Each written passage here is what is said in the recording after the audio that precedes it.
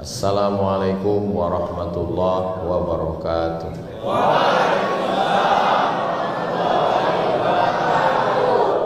Apa kabar Bapak Ibu semua? Alhamdulillahirabbil alamin. Allahumma sholli ala sayyidina Muhammad wa ala ali sayyidina Muhammad. Yang sama kita hormati guru kita Al-Mukarram Kiai Haji Fadlan Garamatan dan seterusnya. Detailnya panjang sekali, jadi payah nyebutnya dan seterusnya. Yang sama kita muliakan Bapak Brigadir Jenderal TNI Slamet Riyadi, Bapak Komandan Korem 181 Praja Wira Tam.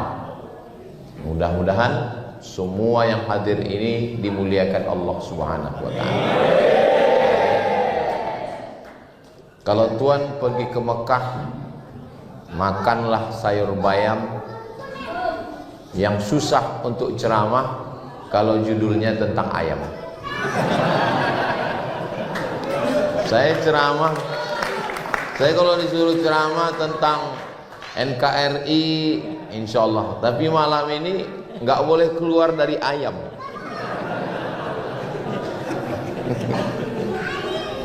Makanya tadi kalau Bapak Ibu lihat saya lama diam, itu sedang mengumpulkan bahan tentang ayam.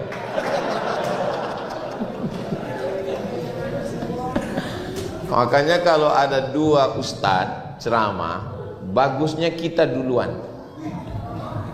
Tapi kalau kita nomor 2, itu judulnya kita harus mesti sesuai dengan judul pertama. Kalau tidak, dia tidak linier. Oke, saya akan bahas tentang ayam sesuai kemampuan saya. Yang pertama, datang seorang menemui ulama.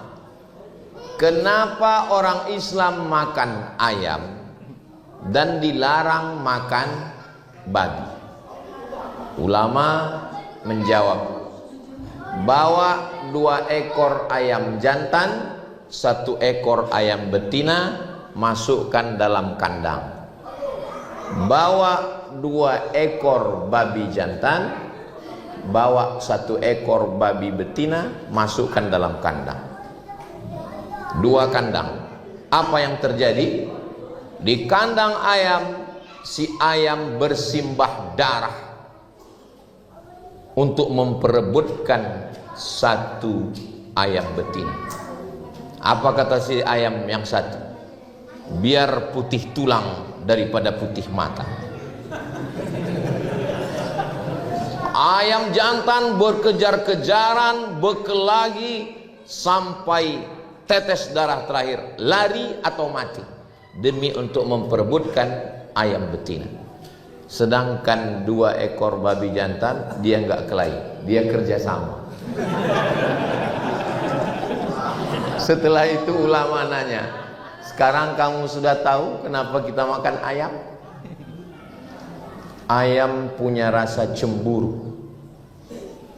Makanya kalau bapak suami ibu cemburu, berarti suka makan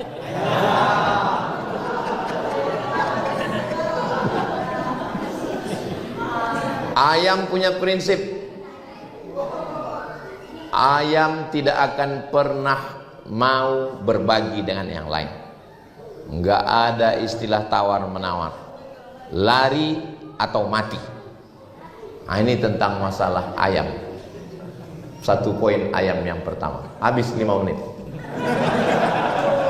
Ini enaknya ceramah di Masjid Korem 181. Jamnya jelas. Yang kedua, ayam tidak pernah memperlihatkan auratnya karena bulunya lebat.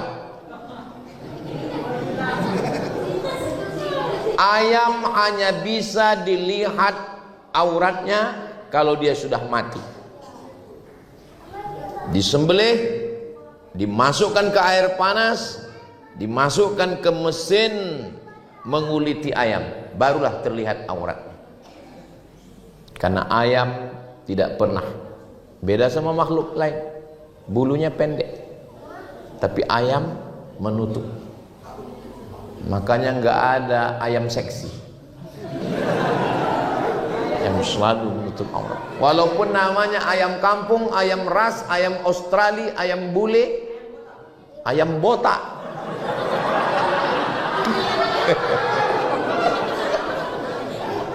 Ayam botak ini karena gugur, dia sudah keluar dari fitrah ayam. Kalau ayam yang asli dia berbulu menutup aurat. Ini poin yang kedua. Sampai berapa ini Pak Ustadz? Sampai bahan saya habis. Ayam yang ketiga sudah menjadi prinsip kita dari Sabang sampai Papua. Jangan sampai rezeki dipatok ayam. Karena ayam sudah bangun sebelum matahari terbit. Sekarang orang bangun kesiangan gara-gara game online. Scroll. Rezekinya dipatok ayam, diterkam kucing. Habis. Makanya kalau kita dulu di kampung belum ada jam weker, orang biasanya cukup dengan memelihara ayam. Dengan memelihara ayam, dia tidak akan tinggal sholat subuh. Sekarang sudah ada jam Pak Ustadz, tidak perlu melihara ayam. Ayam nama jamnya smartphone. Smart cerdas, phone handphone, smartphone handphonenya cerdas, orangnya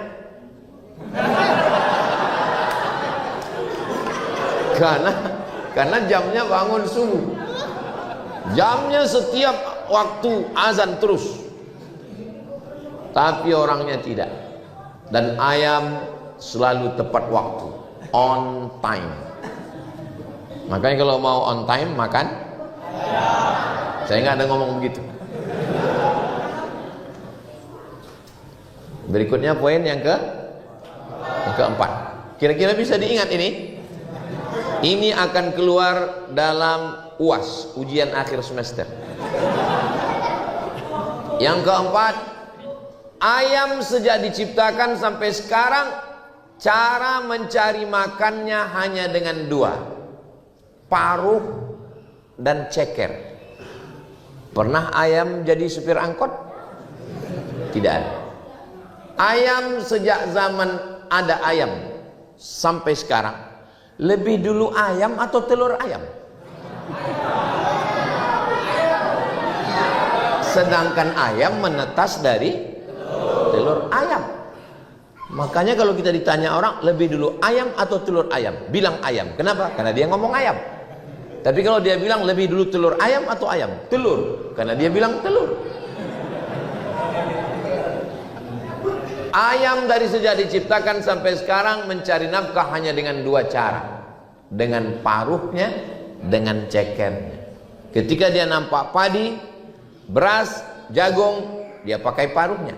Kalau tidak ada, dia akan ceker. Dan tidak ada ayam yang mati kelaparan. Maka belajarlah dari filosofi ayam. Makanya kalau ada orang kelaparan, berarti lebih bodoh dari ayam. Kenapa tidak belajar dari ayam?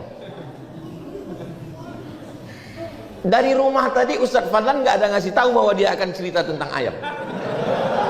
Karena kami tadi makan ikan.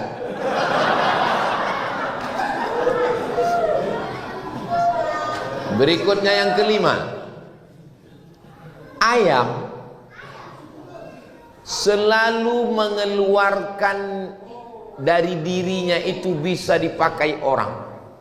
Ibu-ibu kalau membersihkan debu-debu pakai bulu ayam. Ada orang pakai bulu harimau, langsung ditangkap polisi karena sudah membunuh binatang yang dilindungi negara pakai bulu ayam. Begitulah ayam selalu bermanfaat. Ayam mengeluarkan telur, telurnya diambil, maka ada jenis ayam namanya ayam petelur, telurnya saja diambil. Ada ayam yang diambil hanya dagingnya saja, sebulan produksi ayam. Ada ayam tidak diambil telurnya, tidak diambil dagingnya, tapi untuk laga, maka disebut dia dengan laga ayam. Saya termasuk dulu kecil suka melaga ayam. Waktu kecil, matang emak saya, nanti kau di akhirat dilaga di neraka. Sejak itulah saya berhenti. Dulu saya suka melaga ayam, melaga ikan cupang, suka. Nah, jadi sejak itu karena ajaran orang tua berhenti. Tapi melihara ayam suka saya ayam Bangkok, ayam yang besar. Ada kakak ibu saya yang ngajari, kau mau biar supaya ayam kau ini ditakuti ayam-ayam yang lain? Oh, suka. Gimana biar ayam saya ini jago? Apakah jalunya dikasih pisau? Bukan. Gimana caranya? Tangkap burung elang, terus ambil minyaknya. Burung elang itu kalau dipanggang ada minyaknya. Ambil minyaknya, sapukan ke badan ayam, lepaskan. Nanti ayam orang lain lari. Kenapa? Karena yang dicium bau elang. Jadi mana tahu ada yang suka. Coba amalkan. Saya belum pernah nyoba, karena saya sudah berhenti laga ayam. Ambil elang, bakar, keluar minyaknya, sapukan ke kepak ayam. Begitu dilepas, ayam orang lain lari karena dia cium, wah ini CEO yang menyamar. Ayam. Berikutnya yang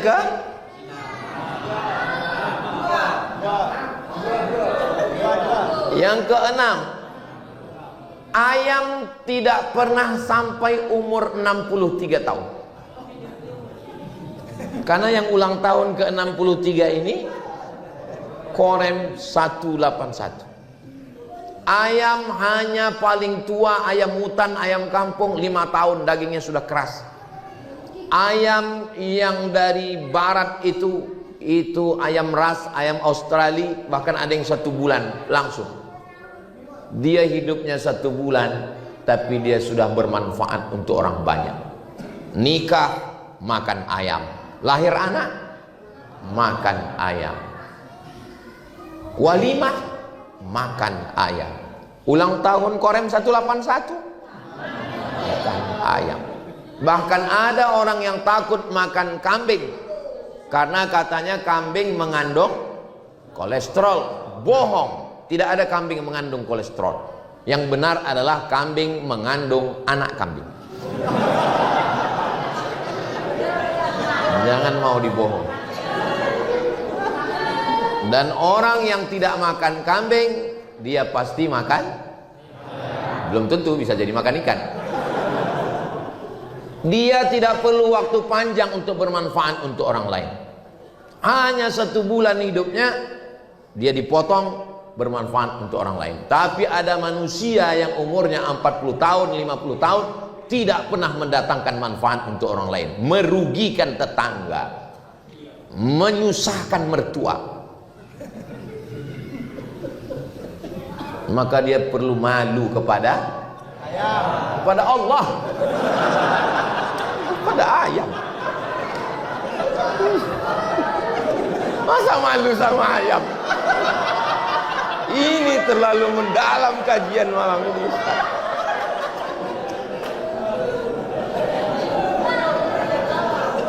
Apa khalaqnakum abasa?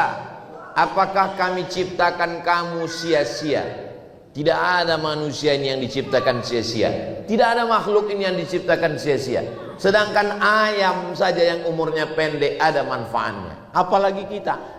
Jadi yang selama ini tidak mendatangkan manfaat. Siapa orang yang paling hebat di dunia? Khairun nas. Orang yang paling hebat, paling baik. Anfa'uhum linnas.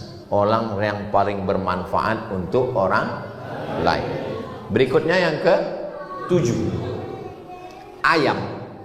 Sampai hari ini, apapun jenisnya, ayam hutan, ayam ras, ayam kampung, semuanya ayam, belum pernah ayam ini makan ayam. Tapi teman makan, belum ada ayam makan ayam. Ayam makan padi, ayam makan jagung, ayam makan gabah, ayam. Tapi ayam makan ayam? Gak ada. Tapi manusia, makanya kalau tahu orang jangan seperti ular.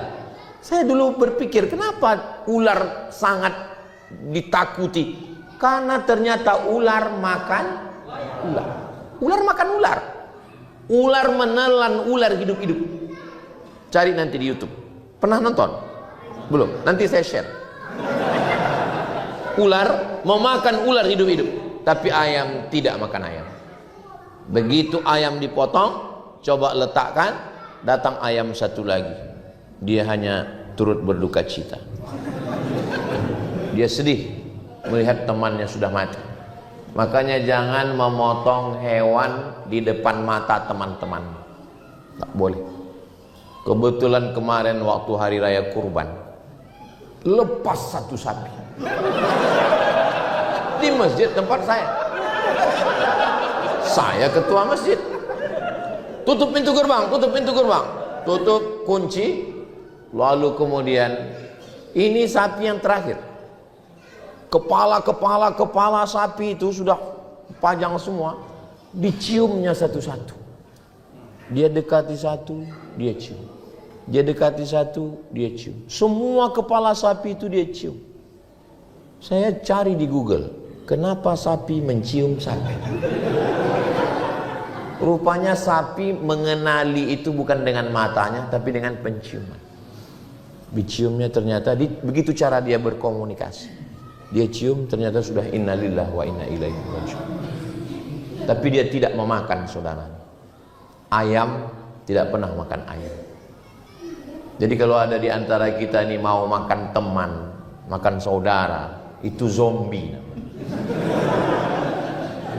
Jangan kita sakiti orang. Saya cukupkan 7 tentang ayam. Nanti kalau mau diupload di YouTube, buat 7 keistimewaan ayam. Bisa ditonton di channel Ustadz Abdul Somad Official. Jangan lupa subscribe, like, share, and comment.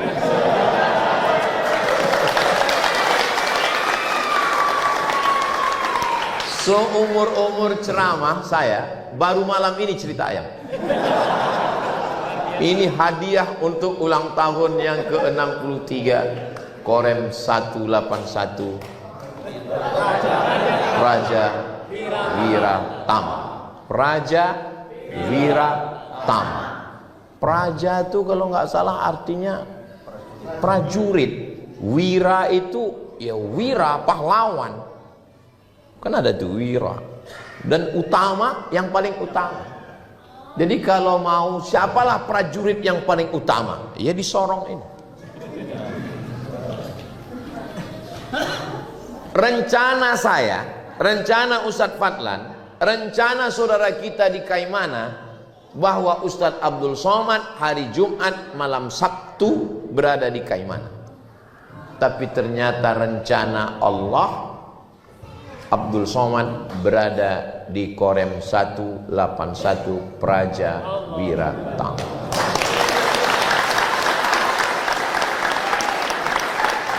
Kita punya rencana, Allah punya rencana. Yang terjadi itu rencana kita atau rencana Allah? Oh kalau gitu kita nggak usah buat rencana. Untuk apa kita buat rencana? Toh yang terjadi cuma rencana Allah. Saya nggak mau gara-gara ngaji malam ini lalu besok bapak-bapak prajurit ditanya sama Bapak Brigadir Jenderal TNI Slamet Riyadi, bagaimana visi misi ke depan? Kita serahkan pada Allah. Enggak begitu. Kita mesti punya rencana. Bahwa rencana kita terjadi, alhamdulillah. Rencana kita tidak terjadi, rencana Allah jauh lebih indah. Begitu. Ini anak-anak muda yang belum menikah, mudah-mudahan yang belum ketemu jodoh segera ketemu jodoh. Banyak sekali. Jangan hanya berserah pada Allah, usaha. Minta sama Ustadz Fadlan, beliau banyak punya santri, stok banyak. Tapi sulit. Saya aja udah lama bersahabat belum dapat. karena beliau punya fit and proper test yang luar biasa. Tapi insya Allah yang 3 ini lulus, praja, wira, tama, pasti dia dapat. Saya ikut mendoakan dari jauh. Jangan sampai kita tidak punya rencana untuk hidup sama sekali. Yang penting dalam hidup ini kita punya rencana. Itulah yang disebut dengan ikhtiar. Setelah kita berencana, lalu kemudian kita berdoa. Makanya tadi dikatakan, nanti mohon Ustadz Fadlan membacakan doa. Setelah kita berdoa, lalu kita berserah kepada Allah, bertawakal. Lau tawakkaltum 'alallah haqqa tawakkulih. Kalau kamu bertawakal kepada Allah sebenar-benar tawakal, kamu akan seperti unggas. Unggas yang terbang disebut burung, yang enggak terbang disebut. Ada burung yang enggak bisa terbang? Burung onta. Kalau kamu tawakal sebenar-benar tawakal, kamu akan seperti burung. Bagaimana burung? Ini kata Nabi, taghdu khimason, terbang perutnya lapar, wa taruhu bitanan, pulang dalam keadaan perut kenyang. Burung di waktu pagi, ayam di waktu pagi keluar dalam keadaan perut kosong, dan dia pulang dalam keadaan perut kenyang. Ada nggak ayam waktu ngajak teman yang lain, bro kita keluar nggak? Kayaknya nggak enak nih, udahlah kita di sini aja. Nggak ada. Ayam tetap jalan ke sana kemari mendapatkan makan. Maka kita banyak belajar bahwa dalam hidup ini kita mesti berusaha. Kalau sudah diberikan Allah satu pos, jangan mau pos yang lain. Sudah ditempatkan Allah menjadi tentara nasional Indonesia, TNI, berarti inilah pos pengabdian kita. Saya terus terang, yang tidak berseragam ini, melihat bapak-bapak TNI berseragam, kami bangga. Ustadz Fadlan bangga? Saya bangga. Kami yang nggak berseragam ini, Bu, kalau ngelihat tentara sholat di masjid, bangga sekali. Saya yakin ibu-ibu juga bangga. Walaupun suami ibu nggak tentara, ibu akan berkata ke anak ibu, lihat itu jenderal sholat, lihat itu kolonel sholat, lihat itu tentara sholat. Bapakmu baru jadi security udah nggak sholat. Mohon maaf security, jangan tersinggung. Kalau sudah kita dipakai Allah dalam satu pos profesional, saya sudah dipilih Allah jadi tentara, berarti memang inilah pos pengabdian saya. Kalau saya hidup, saya bermanfaat untuk negara kesatuan Republik Indonesia. Dan kalau saya mati dalam perjuangan ini, insya Allah mendapatkan kehormatan sebagai syahid, insya Allah. Begitu prinsipnya. Tapi laki-laki tidak bisa berdiri sendirian. Setegar-tegarnya laki-laki, pasti ada orang yang mendampingi dia. Itulah dia namanya. Kalau istri tentaranya apa istilah? Persib. Bukan yang sepak bola itu. Persib. Bayangkan kalau laki-laki tentara yang mau berjuang membela negara, tapi istri tidak support, dia akan lemah. Istrinya akan memberikan semangat, istrinya akan memberikan support. Begitulah kalau Allah Subhanahu wa ta'ala mempertemukan. Makanya nanti istri-istri tentara ini akan berkata, kalau ditanya orang, kamu istri tentara? Ya. Kok bisa kamu jadi istri tentara? Jadi istri tentara ini berat, biar aku aja. Kamu belum tentu lulus fit and proper test. Mudah-mudahan ibu-ibu, bapak-bapak, semuanya keluarga besar Korem 181 ini selalu dilindungi, dirahmati Allah Subhanahu wa ta'ala.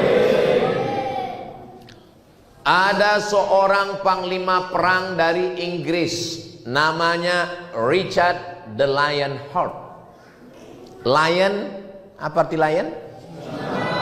bukan pesawat terbang. Lion singa.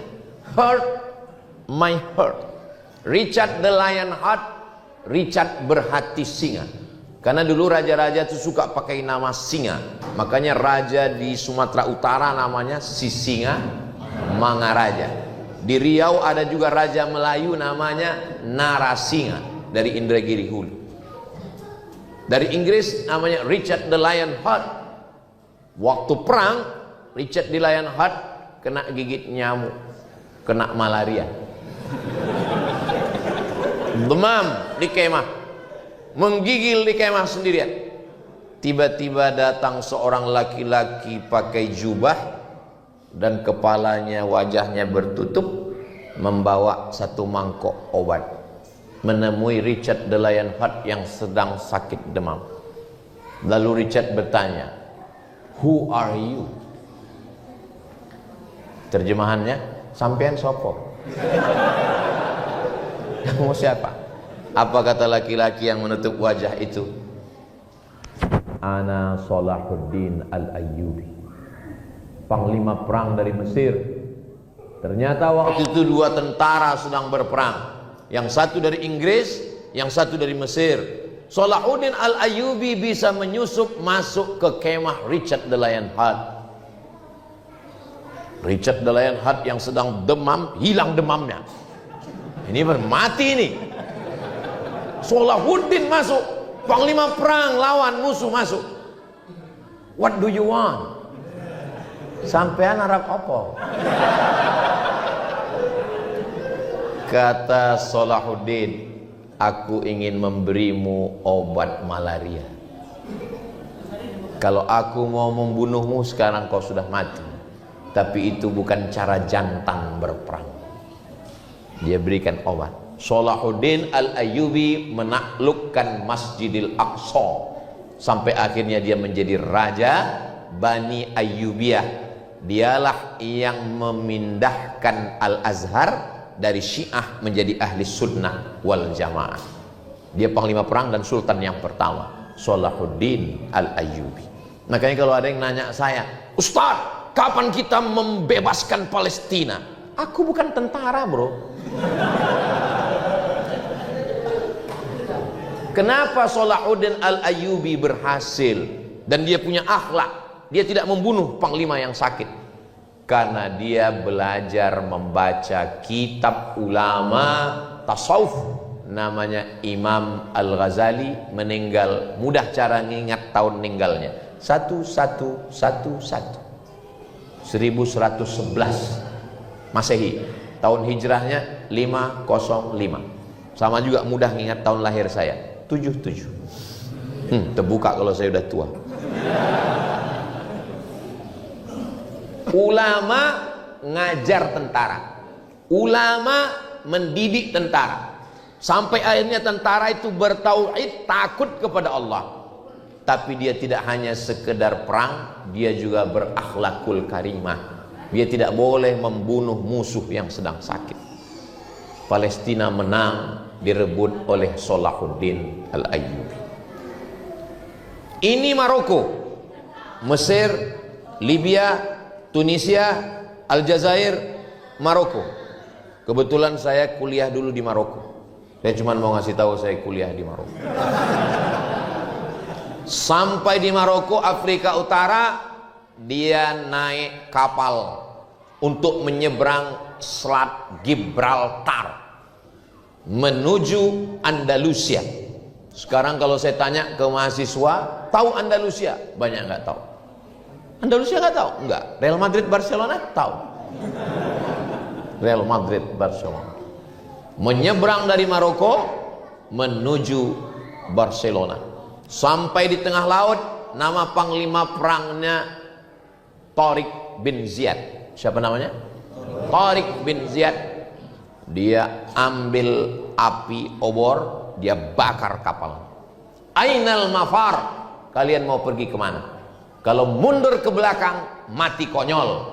Kalau maju ke depan, mati syahid. Mau mati konyol, mau mati syahid? Mati syahid. Allahu Akbar. Islam berkuasa di Spanyol 700 tahun. Maka terkenallah yang disebut dengan Al-Hamra, terkenal dengan Cordova. Di sana ada satu patung, seorang laki-laki, tangan kirinya memegang buku, tangan kanannya memegang kepala. Seorang filosof namanya Averroes, bahasa Arabnya Ibnu Rushd. Islam berkuasa di Spanyol 700 tahun. Tapi yang namanya negara, kerajaan, yayasan, generasi selalu terbagi menjadi 3: pejuang, penikmat, penghancur. Kakeknya pejuang, anaknya penikmat, cucunya penghancur. Makanya kalau kita mau anak kita terus berjuang, cucu kita terus berjuang, jangan kasih dia hidup nyaman. Dia harus terus berjuang. Jangan sampai dia berada di zona nyaman, comfortable zone. Bangun pagi, tarik selimut, scroll, nyantai. Gak boleh ada zona nyaman. Maka kita mesti belajar kepada ayam. Kita masih ayam. Walaupun kita sudah ke Spanyol kemana-mana, kita masih ayam. Ayam tidak pernah nyantai. Ayam terus berjuang. Ayam yang nyantai hanya ayam kandangan. Ayam yang diikat dalam kandang. Ayam yang natural, dia akan terus berjuang mencari makan. Maka kita juga begitu. Islam bisa hebat karena tentara-tentara yang hebat. Apa yang paling hebat di zaman dulu? Biasanya ada 2 blok. Satu blok barat, satu blok timur. Yang blok barat namanya Donald Bebek, Donald Trump. Yang blok timur namanya Vladimir Putin. Dunia sekarang 2 blok, blok timur dan blok barat. Zaman Nabi juga 2 blok. Satu blok namanya Romawi, satu blok namanya Persia. Blok barat Romawi, blok timur Persia. Panglima perang Persia yang paling hebat, terkenal, tak terkalahkan, namanya Hormuz. Sekarang menjadi Selat Hormuz. Siapa yang mengalahkan Hormuz? Jangan kemana-mana, kita lanjutkan setelah yang satu. Siapa yang mengalahkan Hormuz? Yang mengalahkan Hormuz adalah sahabat Nabi, panglima perang. Kalau diukur setiap jengkal tubuhnya, dijengkali setiap tubuhnya, tidak ada kecuali 3 bekas. Bekas tombak, bekas pedang, bekas panah. Namanya Khalid bin Walid lah yang mengalahkan Hormuz. Di akhir usia tuanya Khalid bin Walid menangis di atas tempat tidur. Sahabat heran, kenapa kau menangis Khalid bin Walid, kau panglima perang? Kata Khalid bin Walid, aku menangis karena setiap jengkal tubuhku bekas 3. Bekas tombak, bekas panah, bekas pedang. Terus kenapa kau menangis? Aku menangis kenapa aku mati di atas tempat tidur. Kenapa aku tidak mati syahid? Kenapa aku mati di atas tempat tidur? Kenapa aku tidak mati syahid? Maka hewan pun bangga kalau dia mati syahid. Siapa hewan yang mati syahid? Ayam. Karena dia disembelih atas nama Allah. Bismillah. Tiba-tiba datang orang nelpon dengan suara yang tersengal-sengal. Ustaz Somad, Ustaz Somad, Ustaz Somad. Apa saya bilang? Ini ada kambing ayam yang ditabrak truk. Saya kebetulan pinggir jalan, udah mau mati Pak Ustaz. Kalau mati jadi bangkai, kalau disembelih jadi halal. Sembelih, saya bilang, sembelih. Selesai itu handphone pun mati. Baru saya sadar, ayam siapa? Kena prank saya. Ternyata dia cuma mau menghalalkan saja. Sehingga kalau dipotongnya ditanya orang, kenapa kau potong? Ustaz Somad yang nyuruh. Makanya hati-hati, banyak orang ini menjebak kita. Saudara yang dimuliakan Allah Subhanahu wa taala. Jadi kalau sudah ditempatkan Allah pada satu pos, jangan mau jadi pos yang lain. Saya tidak tentara Pak Ustadz, saya dokter. Berjuanglah di dunia kedokteran itu. Jangan sudah jadi dokter pingin jadi tentara. Kalau mau jadi tentara atau dokter yang masuk tentara. Silakan berjuang jadi apapun. Saya kebetulan berjuang dalam bidang agama. Saya mengajar agama Islam. Ustadz Fadlan Gharamatan mendidik, berdakwah, masuk ke pedalam. Ini memang sudah bidang kami. Siapa yang paling mulia nanti di antara kita di hadapan Allah? Enggak tahu. Saya sangka tadi waktu masuk dikasih kursi dengan jenderal, sayalah yang paling mulia. Ternyata ada yang lebih tinggi lagi. Enggak tahu kita di akhirat. Makanya yang penting hidup ini kalau sudah dapat pos, jadi tentara, jadi istri tentara, jadi dokter, jadi ulama, jadi polisi, jadi pejabat, pakai itu untuk menolong agama Allah. Kira-kira Ustadz Somad, Ustadz Fadlan dengan tentara, kalau dia ngelarang orang buat mungkar, buat dosa, yang lebih didengar orang Ustadz Somad atau tentara? Ada orang main judi, terus datang saya melarang. Innamal khamru khamar wal maisir judi wal ansab menyembelih binatang untuk berhala wal azlam mengundi nasib rijsun najis min amali syaitan perbuatan setan fajtanibu. Dia nggak peduli. Emang masalah buat Allah? Dia nggak peduli. Padahal saya sudah bacakan ayatnya. Tapi kalau tentara yang datang nggak perlu baca ayat, cukup dia cabut bayonetnya. Masih mau? Mencret dia langsung.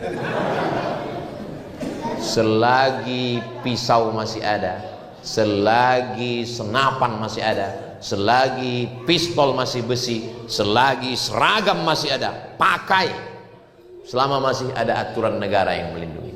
Jangan nanti ketika sudah baju ditarik negara, pistol ditarik negara, barulah datang pengajian dan nanya, Ustadz Fadlan, apa yang bisa kita lakukan? Bapak masih aktif, sudah pensiun Pak. Ya banyak-banyak istighfar aja lah Pak.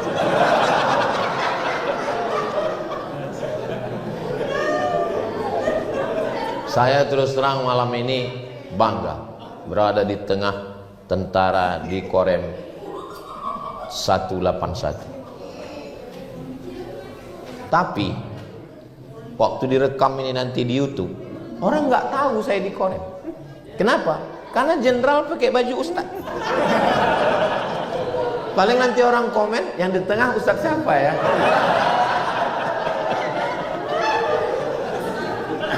Masya Allah, tabarakallah. Langkah, rezeki, pertemuan, maut, kuasa Allah, bukan kuasa kita.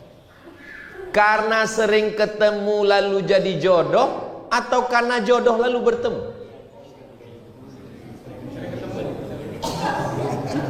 Saya ulang sekali lagi. Karena sering ketemu jadi jodoh, atau karena jodoh lalu bertemu? Oke, ada yang bilang karena sering ketemu. Kalau memang sering ketemu jadi jodoh, kita sering ketemu dengan supir angkot. Kita sering ketemu dengan siapapun. Kenapa nggak berjodoh? Kita ketemu itu karena ada jodoh. Makanya kata orang barat, man from Mars, woman from Venus. Laki-laki dari planet Mars, perempuan dari planet Venus bertemunya di bumi. Orang barat itu selalu ilmiah. Tapi kalau kita, asam di gunung, garam di laut, bertemu juga dalam belanga. Dia lebih kuliner dia lebih kuliner. Masya Allah. Mas mau, kakak mau kemana? Abang mau kemana? Mas mau kemana? Mau uduk sebentar. Hah? Kan belum waktu sholat. Mau uduk. Mau uduk di pelaminan bersama kamu. Kamu orang Papua, orang Palembang atau orang Jawa? Aku orang Jawa. Ah, perasaan gak ada mirip-mirip muka orang Jawa. Masa kamu ngaku orang Jawa? Maksudnya aku adalah jawaban istikharahmu selama ini. Hidup ini nggak bisa sendirian. Man syadza syadza finnar. Mesti ada yang saling mengingatkan. Kalau punya teman baik, mengingatkan sholat, mengingatkan jangan minum khamar, mengingatkan jangan curang, pegang dia. Kalau punya suami yang baik, mengingatkan baca Quran, bangunkan sholat. Kalau punya istri yang selalu mengingatkan kamu pulang jam berapa, pergi sama siapa, lagi di mana, jangan dikubur sebelum mati.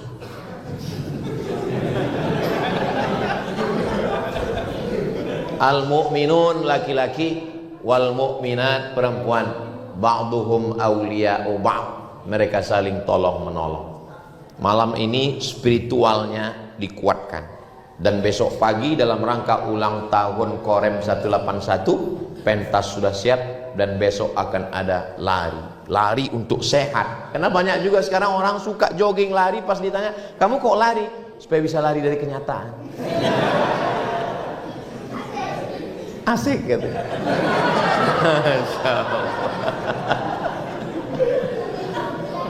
Tadi saya mulai ngomong jam 9, sekarang sudah jam 9.40. Padahal saya di mana-mana ngomong itu sesuai dengan ukuran botol minuman. Dan ternyata rahasia ini sudah bocor. Karena mereka tahu dari Korem 181 Ustaz ini ngomong berdasarkan botol, dikasihnya 6 botol. Mudah-mudahan apa yang saya sampaikan malam ini menjadi amal jariah buat kita semua. Akhirnya saya ucapkan tahniah, selamat 63 tahun Korem 181 Raja Wira Tama. Semakin solid, semakin kuat, menjadi patriot, menjadi prajurit, menjaga negara kesatuan Republik Indonesia. Puncak dari tausiah, bukan tausiahnya tapi doanya. Aminkan doa yang akan dibimbing langsung oleh guru kita Kiai Haji Fadlan Karamatan. Saya tutup dengan pantun penutup, menangkap puyuh di Bukit Selasih. Thank you dan terima kasih. Assalamualaikum warahmatullahi wabarakatuh.